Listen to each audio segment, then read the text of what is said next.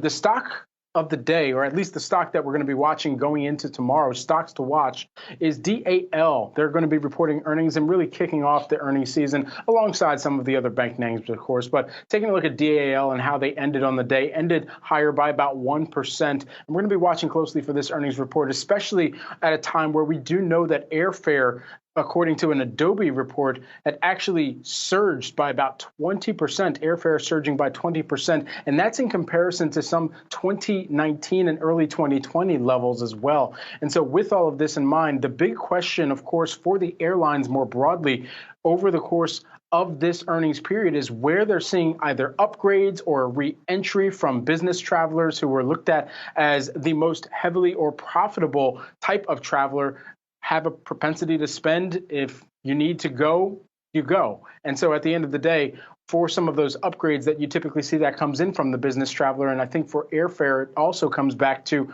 where they're seeing the opportunity to pass along some of the cost pressures that airlines are seeing through to some consumers, as they are also seeing their own fuel cost pressures for the airlines as well. And so this is one company I'm going to be watching going into tomorrow for sure when they do report earnings. But DAL on the day, year to date, down by about 20%. We'll continue to see how investors react tomorrow once the company reports their official earnings. The estimate is calling for an EPS of a loss of about $1.22. We'll see where the exact figure comes in at as well.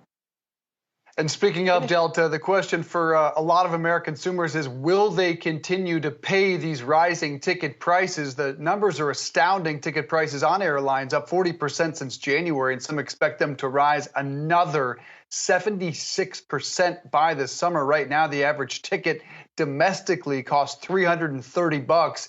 And why is it going to get worse? Well, some of these airlines are going to have to cut their flights. In particular, JetBlue has already announced somewhere around the ballpark of 10% cut. So it is getting to the point, like a lot of elements of our economy, that people are starting to ask themselves, can I save some money? Can I cut out some vacations this summer? Am I willing to? The number still indicates that people are not. But I got to tell you, anecdotally, Rochelle, I was online trying to plan a summer vacation with my family, and not only were the frequent flyer miles impossible to use, but it seems like the routes had been reduced, and it was more difficult than I've ever had to just plan a very simple family vacation, in part because of cost, in part because of availability, and the impossible task of using airline frequent flyer miles today.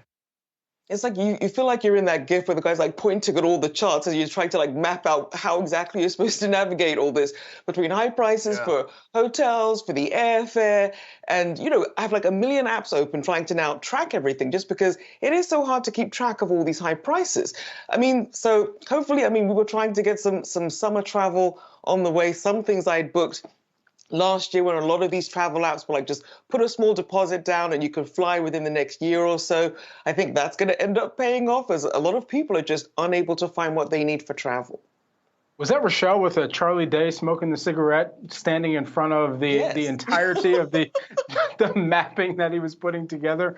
Okay, so I 100%, number one, love the reference. But number two, I think it really does spell out a lot of the headache that consumers are facing going into this summer travel season, especially in Dave's case, if you are trying to plan for a family trip and you're looking across some of these prices and trying to get ahead of it, but also realizing that the airlines for themselves and how they're operating, some of the pressures that they're facing, higher fuel prices. Also, you've got the labor front where they're trying to ensure that they're retaining enough people to make routes possible. And so with that, we've seen some of the reduction in specific routes that they are running. And for the airlines, we're going to increasingly hear across the board, whether it's from Southwest, whether it's from Delta, as I was mentioning a moment ago, American Airlines, and the list goes on, especially with United as well, how they're seeing that business traveler also come back so that those profits can also be reassumed to be reinvested back into that passenger experience, especially for so many of the leisure travelers that have just been looking for the opportunity